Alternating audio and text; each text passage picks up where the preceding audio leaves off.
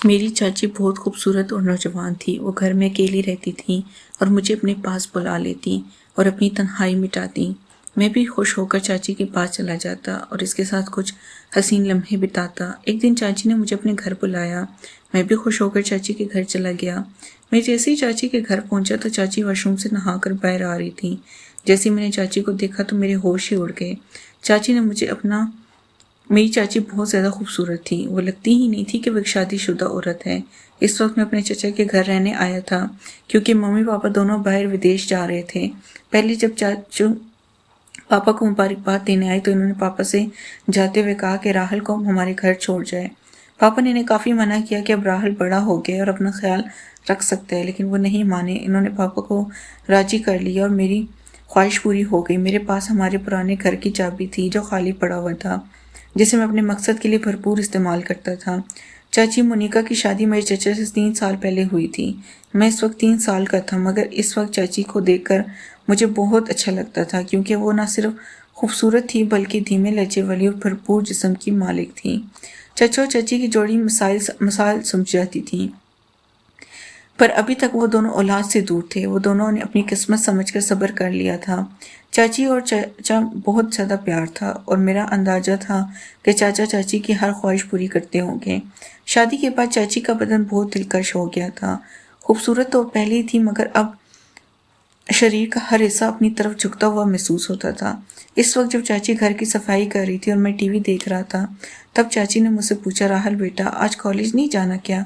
तो मैंने दिल ही दिल में चाची को बेटा बुलाने पर बुरा मनाते हुए कहा, नहीं चाची, सेमेस्टर ख़त्म हो गया ना, इसलिए 1.5 महीने की छुट्टियां हैं। चाची ने सर हिलाया और झुककर मेज पर कपड़ा मारने लगी, पर चाची का वो सब देखकर समझ नहीं आ रहा था कि क्या करूं और क्या ना करूं। मुझे चाची के घर आए हुए 2 दिन गुजर गए थे। रात को खाने की मेज पर चाची ने चाचा से कहा, मुझे 20 दिन के लिए लाहौर जाना है। अगर मुझे ज़्यादा दिनों के लिए बाहर जाना होता तो वो चाची को भी साथ ले जाते, मगर इस दफ़ा मैं चाची घर पर था तो इन्होंने अकेले जाना ही मुनासिब समझा। मैंने चाची के रूटीन और इनकी आदतों को अच्छी तरह से अभ्यास किया था। मैंने देखा कि वो चाय का इस्तेमाल ज़्यादा करती हैं। वो चाय में दूध बहुत डालती हैं और मुझे डब्बे का दूध पीने की आदत थी। अगले दिन हम तो आपस में मिलकर एक दूसरे के साथ मजाक कर रहे थे। मैं जो कुछ बकवास कर रहा था वो बहुत गलत था। मेरी बातें सुनकर चाची बहुत हैरान हो गई। फिर इन्होंने मुझे अपनी आवाज़ देकर कहा, अपनी मौजूदगी का एहसास दिलाने की कोशिश की, लेकिन म्यूज़िक की आवाज़ से मुझे कुछ सुनाई नहीं दे रहा था। मेरी बकवास बातें काफ़ी देर तक सुनती रही और फिर उठकर अपने कमरे में चली गई। थोड़ी देर बाद मैं चाची के पास गई और कहा, मुझे चाय पीनी है। चाची ने मुस्कुरा कर कहा, क्यों नहीं मेरे बच्चे, बस 2 मिनट में फ्रेश होकर आती हूँ, फिर बना देती हूँ। वो उठकर बाथरूम की तरफ चल गई। मैं गैलरी में आकर बैठ गई और सामने लॉन और फूलों को देखने लगा। एक फूल मुझे पसंद आ गया। मैंने इसे करीब जाकर देखा और फिर इसे तोड़ लिया। चाची मुझे आवाज़ दे रही थी। मैंने जवाब दिया, मैं बाहर हूँ, तो वो हाथ में ट्रे लेकर बाहर आई। जैसे में 2 कप चाय थे, इन्होंने एक कप मुझे पकड़ाया और दूसरा खुद उठकर मेज पर रख दिया। मैंने वो फूल जो हाथ में पकड़ा हुआ था चाची की तरफ बढ़ा दिया। चाची ने मुस्कुराकर फूल मेरे हाथ से ले लिया और कहा, शुक्रिया मेरे बच्चे। मेरे सारे अरमानों पर पानी पड़ गया। मैंने चाची की तरफ देखा और कहा, चाची बोर नहीं हो रही? आप सारा दिन घर में रहकर मैं तो बोर हो गई हूँ, हम कहीं बाहर घूमने चलते हैं।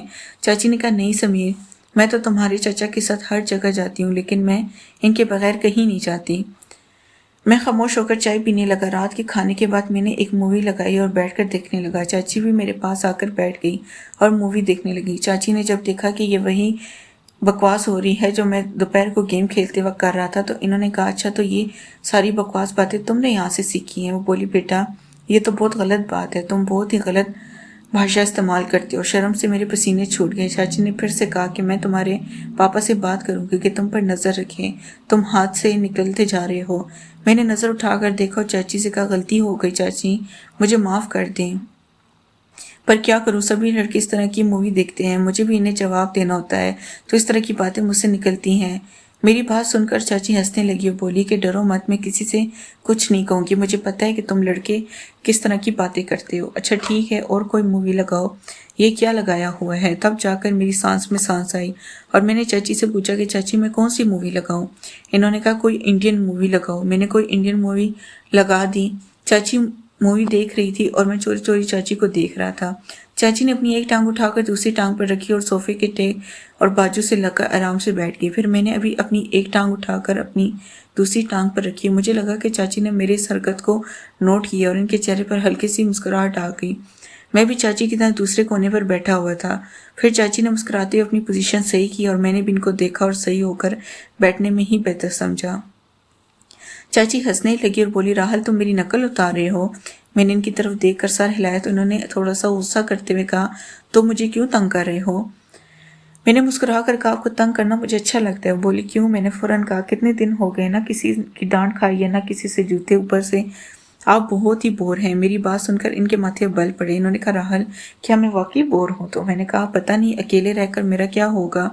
चाची ने मुस्कुराते हुए कहा, तुम्हें मार खानी है तो मैं दे देती हूँ। मुझे कोई मासूम सा शरारती बच्चा समझ रही थी और ये बात मेरे फ़ायदे की थी। शायद इसी तरह की फजूल बातें करते करते चाची मुझे काफ़ी नज़दीक हो गई। जब रात के 11 बजे इनके मोबाइल पर चाचू का फ़ोन आया तो उठकर अपने कमरे में चली गई। मैंने भी थोड़ी देर मूवी देखी और टीवी बंद किया और अपने कमरे की तरफ जाने लगा। तभी मुझे चाची कमरे से चाची की आवाज़ आई। यार बहुत मुस्कुरा रही थी। आपको पता नहीं कैसे गुजरेंगे ये दिन, पता नहीं दूसरी तरफ से क्या कहा गया, मगर जो बात चाची ने कही वो मेरे लिए किसी सरप्राइज से कम नहीं थी। सुबह मैं जल्दी उठा और फ्रेश होकर किचन की तरफ गया। किचन में कोई नहीं था। मैंने चाची के कमरे की तरफ जाकर देखा तो दरवाज़ा बंद था, यानी चाची सो रही थी। मैंने किचन में जाकर अपने लिए चाय बनाई और फिर कुछ स्लाइस गर्म करके मेज पर बैठकर नाश्ता करने लगा। मैं नाश्ता कर रहा था तभी चाची के कमरे का दरवाज़ा खुला और बाहर निकली। मुझे देखकर थोड़ा सा शर्मिंदा होते हुए कहा, रात को नींद नहीं आई, बहुत लेट सोई थी इसलिए सुबह जल्दी नहीं उठ सकी। मैंने मुस्कुरा कर कहा, कोई बात नहीं, आपको नाश्ता करना है, चलो आज का नाश्ता मैं बना देती हूँ। वो बोली, तुम? और मैंने कहा, आप फ्रेश होकर आए, मैं नाश्ता बना देता हूँ, फिर बात करेंगे। चाची ने सर हिलाया, मुस्कुराती दोबारा अपने कमरे में चली गई। तो मैंने कहा, चाची आपको नाश्ते में क्या पसंद है? चाची ने कहा, तुम जो भी बनाओगी मैं खुशी से खाऊंगी। मैंने दोबारा सर झुकाया और कहा, जैसे आपकी मर्जी, और मुड़कर किचन की तरफ गया। नाश्ता बनाकर किचन से आया और चाची को आवाज़ लगाई। चाची हाल में आई और कुर्सी पर बैठ गई। मैंने कहा, चाची आपका नाश्ता तैयार है, और ट्रे इनके सामने रख दिया। चाची मेरी तरफ देखकर मुस्कुरा रही थी। चाची ने मेरे सर पर हाथ फेरा और मेरे बालों को ख़राब कर दिया। मैंने चाची का हाथ पकड़ लिया जो मेरे सर पर था और कहा, चाची आपने मेरे बालों का स्टाइल ख़राब कर दिया। चाची ने प्यार से मेरे गाल पर एक हल्का सा थप्पड़ लगाया। आराम से बैठो और नाश्ता करो। चाची ने नाश्ता किया और कहा कि राहिल तुम्हारा बहुत शुक्रिया, चलो हम दोनों पक्की दोस्ती करते हैं। आज बहुत दिनों के बाद मैं इस तरह हंसी हूँ और इतना अच्छा नाश्ता किया है। मैंने मुंह बनाकर कहा, तो क्या हुआ चाची, क्या मैं आपका दोस्त नहीं हूँ? चाची ने मेरे गाल पर चुटकी काटी और कहा, दोस्त हो पर कुछ कच्चे वाले, आज पक्की वाली दोस्ती करते हैं। मैंने अपने गाल मिलाकर कहा, यार अब आंटियों की तो ये बहुत गंदी आदत होती है, गाल ही लाल कर देती हैं। चाची मुस्कुराने लगी और दोनों हाथों को मेरे कानों की तरफ बढ़ाया तो मैं भागने लगा।